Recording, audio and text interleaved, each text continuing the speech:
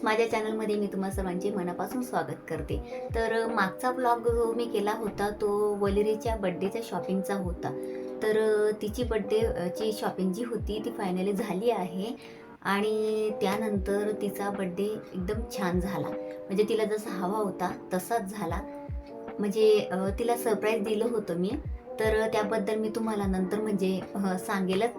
तर सकाळी आम्ही बड्डेला उठलो, म्हणजे लवकरच उठलो आम्ही, कारण आम्हाला केंद्रात जायचं होतं. कारण कसं असतं की सकाळी केंद्रात 10:30ची नैवेद्य आरती असते. त्यानंतर म्हणजे जास्त गर्दी नसते. त्यामुळे मग मी लवकरच जाऊन आले. त्यानंतर आम्ही पार्लरमध्ये गेलो. माझा, क्लेअरचा आणि वलेरीचा हेअरकट होता. तर आम्ही तिघांनी हेअरकट केला. त्यानंतर वलेरीचा आणि माझा म्हणजे दोघांचा हेअरकट झाला. नंतर आमचे दोघांची आयब्रोज झाली. तसं तर वलेरीची आयब्रोज अजून मी केलीच नाही. यावेळेस फर्स्ट टाईम केली, कारण ती 18 इयर्सची कंप्लीट झाली, म्हणून मग लवकरच मी तिची आयब्रो केली. पार्लरमध्ये जवळजवळ 2 ते 3 तास गेले आमचे.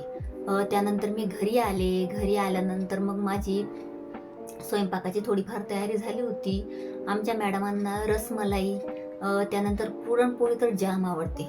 पण आता कसं झालं की म्हणजे पुरणपोळीचा जर मी घाट घातला असता तर त्यात माझा खूप वेळ गेला असता. कारण संध्याकाळी आम्हाला हॉटेलमध्ये जायचं होतं, म्हणजे हॉटेलचं बुकिंग केलं होतं. तिथे तिचा बड्डे करायचा होता. मग संध्याकाळची परत तयारी, तिचा गृहप्रवेश पण मला करायचा होता. तो मी तुम्हाला नंतर म्हणजे दाखवेलच. तर त्यातच माझा वेळ गेला म्हणजे. त्यामुळे मग मी शॉर्टमध्ये इडलीचंच भिजवलं होतं. इडली पण तिला खूप आवडते. मग इडलीचं भिजवून ठेवलं होतं आणि घरी आल्यानंतर मग मी फायनली इडल्या करायला स्टार्ट केल्या आणि रसमलाईच आणली. त्यामुळे मग सगळं कसं लवकर झालं. मग घरी आले. घरी आल्यानंतर स्वयंपाकाची तयारी केली. बड्डेसाठी फक्त आम्ही चौघंच होतो. वलेरी, क्लेअर, मी आणि धीरज. म्हणजे सगळ्यांना मला बोलवायचं होतं बड्डेला, पण कसं झालं नाही की सगळं घाईघाईत ठरलं. म्हणजे असा आधी काही प्लॅन नव्हता माझा, नाहीतर मग मी सगळ्यांना बोलवलं असतं. पण अचानकच माझा प्लॅन झाला म्हणजे बड्डेचा, की म्हटलं चला थोडं आपण व्यवस्थित करूया. तर त्यामुळे घाईगडबड सगळं माझं झालं. त्यामुळे मला कोणाला बोलवता आला नाही.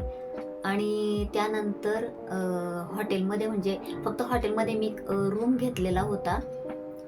त्या रूममध्येच तिच्यासाठी थोडं डेकोरेशन केलं होतं, की म्हणजे तिला बरं वाटेल जरा. कारण आत्तापर्यंत मी तिचा बड्डे एवढा केलाच नाही. म्हणजे आत्तापर्यंत छोटेच बड्डे झाले तिचे, सगळ्यांना घरी बोलवायचं, त्यानंतर तिच्या आवडीचं काहीतरी करायचं. पण आता म्हटलं चला हा बड्डे जरा तिच्यासाठी आपण खास करूया. आणि खरं सांगू का, तिने खूप एन्जॉय केलं. म्हणजे मी तिला इतके म्हणजे तिचे 17 बड्डे झाले याच्या आधी. तर कुठल्याच बड्डेला तिला एवढे हॅपी बघितलं नव्हतं. या बड्डेला तू खूप हॅपी होती. तर खरं सांगायचं म्हटलं तर म्हणजे आपण मुलांचे बड्डे दरवर्षी करत असतो. पण जेव्हा ते वयात येतात ना, म्हणजे या वयात त्यांना एक वेगळीच फिलिंग असते म्हणजे. त्यामुळे आपण अशा पद्धतीने त्यांचा बड्डे केला तर त्यांना खूप आनंद होतो. संध्याकाळी तिचं मी गृहप्रवेश केला. त्यानंतर तिचं ऑप्शन केलं आणि नंतर आम्ही हॉटेलमध्ये गेलो.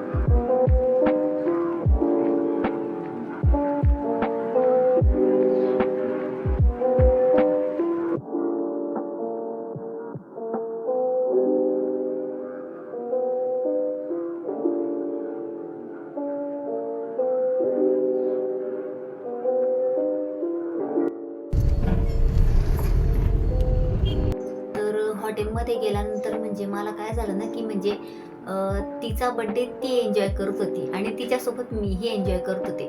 त्यामुळे मला जास्त शूट करता आलं नाही. तर जेवढं करता आलं तेवढं मी केलं. कारण तिच्यासोबत मला एन्जॉय करणं खूप गरजेचं होतं. आम्ही हॉटेलमध्ये गेल्यानंतर गेटवरूनच क्लिअरने तिच्या डोळ्यांवर पट्टी बांधली होती. म्हणजे तिला काही दिसायला नको म्हणून. कारण सरप्राईज होतं ना तिच्यासाठी. तर ती म्हणजे येत होती. ती "काय हे काय करताय तुम्ही? अगं तुझ्यासाठी सरप्राईज आहे ना, थांब ना थोडं." क्लिअरने तिला खूप समजावलं. मग त्यानंतर मॅडमांनी एंट्री केली. मग पुढे गेल्यानंतर मॅडम तर काय एकदम सरप्राईज. हे काय आहे? डेकोरेशन तर तिला इतकं जाम आवडलं ना, खूप खुश झाली. आणि आम्ही डेकोरेशन कसं म्हणजे ते बलूनचंच केलं होतं. पण ते तिच्या थीम वाईज होतं म्हणजे तिच्या ड्रेसला मॅच होतं. त्यामुळे खूप खुश झाली ती.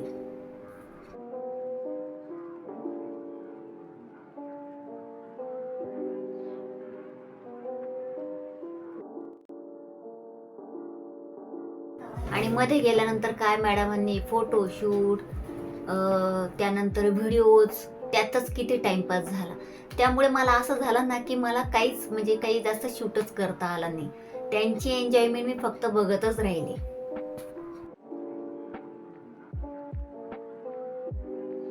फोटोशूट झाल्यानंतर मग केक कटिंग झाली.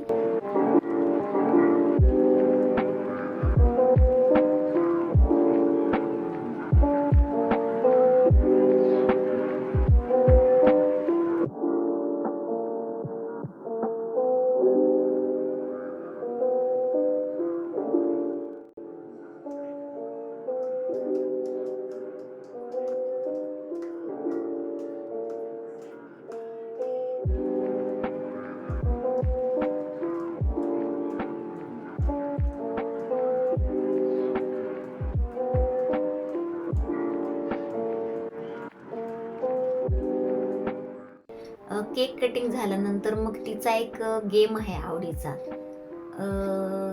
दम शराड्स. तिला खूप आवडतो तो गेम. तर तो आम्ही खेळलो. म्हणजे पार्टनर म्हणून असतो तो. 2 पार्टनर असतात. तर आम्ही 2-2 जण पार्टनर झालो आणि त्यानंतर आपण आपल्या समोरच्यांना सांगायचं, की तुम्ही ही मूव्ही गेस करून दाखवा किंवा त्यांना सॉन्ग गेस करायला सांगितलं. तर अशा पद्धतीने आम्ही गेम्स खेळलो आणि खूप छान एन्जॉय केला. त्यानंतर मग जेवण केलं. आधी सूप आलं, नंतर मग आम्ही बाकीचं जेवण केलं. नानच मागवला होता कारण नान आवडतो तिला. तर जेवण छान होतं पण तिथलं म्हणजे फर्स्ट टाईम गेलो होतो आम्ही तिथे. आजपर्यंत कधी गेलोच नव्हतो. बघा बोलण्यात मी हॉटेलचं नावच सांगायचं विसरले. स्विस ट्रॅफलगार म्हणून नाव आहे त्या हॉटेलचं. तर तिथे आम्ही गेलो होतो. तर त्या हॉटेलची जी सर्व्हिस होती ना आणि तिथलं जेवण खूप छान होतं. मला खूप आवडलं. डेकोरेशन ते करून देणार होते, पण त्यांनी आम्हाला सजेस्ट केलं, की तुमच्याजवळ काही आयडियाज असतील तर तुम्ही आम्हाला द्या. तर त्याप्रमाणे मी वलेरीला सांगितलं, तर तिने Pinterestमधून काही फोटोज काढले. तर ते त्यांना आम्ही सेंड केले होते. तर त्यांनी आम्हाला सांगितलं, की एवढं तर काही होणार नाही, पण 70% to 80% पर्यंत मी तुम्हाला करून द्यायचा प्रयत्न करेन. पण त्यांनी तुम्हाला सांगते ना, इतकं छान डेकोरेशन केलं होतं म्हणजे आम्ही विचारच करू शकलो नाही. म्हणजे त्यांनी 80% नाही तर 100% किंवा त्यापेक्षाही जास्त त्यांनी भारी केलं होतं. जो आम्ही फोटो पाठवला होता, त्यापेक्षा खूप छान डेकोरेशन केलं होतं आणि बलूनचा पण खूप जास्त यूज केला होता त्यांनी. त्यामुळे आम्हाला डेकोरेशन खूप आवडलं. टोटल आम्हाला 9500 असा खर्च लागला. त्यात आमचं डिनर होतं, त्यानंतर रूमचं रेंट होतं आणि डेकोरेशन होतं बर्थडेचं. सगळं त्यात ॲड केलेलं होतं. पण बघा ना, एवढ्या कमी खर्चात त्यांनी खूप छान केलं आणि मेन थिंग म्हणजे काय होते, की आम्हाला त्यांनी एक जो रूम दाखवला होता सुरुवातीला, की जेव्हा मी बुकिंग केलं होतं, तेव्हा बघितलं तर तो रूम एकदम म्हणजे छोटासा होता आणि साधा रूम होता. पण मग कसं जर अजून मी म्हणजे चांगला रूम घेतला असता, तर त्यात रेंट वाढलं असतं. म्हणून मी काही एवढा जास्त खर्च केला नाही. तोच रूम बुक केला. पण ज्यावेळेला आम्ही रूममध्ये एंट्री केली, तर त्यांनी आम्हाला डायमंड रूम दिला होता. म्हणजे झालं असं की वलेरीसोबत आम्हालाही सरप्राईज मिळालं. म्हणजे आम्ही तो रूम बघून एकदम थक्क झालो. असं वाटलं की म्हणजे आपण एखाद्या 5 स्टार हॉटेलमध्ये आलोय. त्यावेळेला बघा कसं वाटतं, बाथटब वगैरे असं त्यात होतं. म्हणजे बाथटब दिला होता. त्यानंतर एक चेंजिंग रूम होता बाथटबमध्येच आणि रूम पण खूप स्पेसियस होता. त्यामुळे आम्हाला खूप छान आवडलं. म्हणजे आम्ही खूप सरप्राईज झालो आणि खूप एन्जॉय केलं.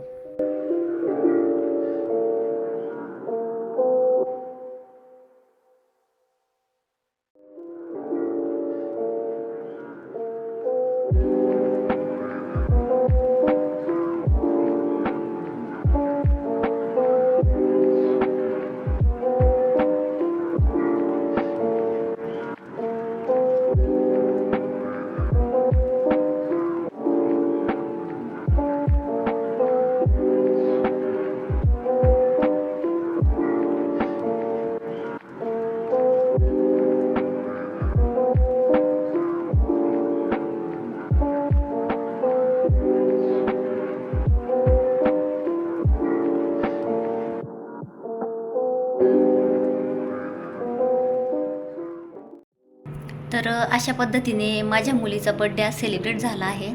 तिला जसा हवा होता तसा झाला आहे. तिला खूप आनंद झाला आहे. तर आजचा हा माझा बड्डेचा व्लॉग तुम्हाला कसा वाटला हे मला नक्की सांगा. आणि माझा व्हिडिओ जर आवडला असेल तर माझ्या व्हिडिओला लाईक, शेअर आणि माझ्या चॅनलला सबस्क्राईब नक्की करा. पुन्हा भेटूया अशाच एका नवीन व्हिडिओसोबत. तोपर्यंत सर्वांना श्री स्वामी समर्थ.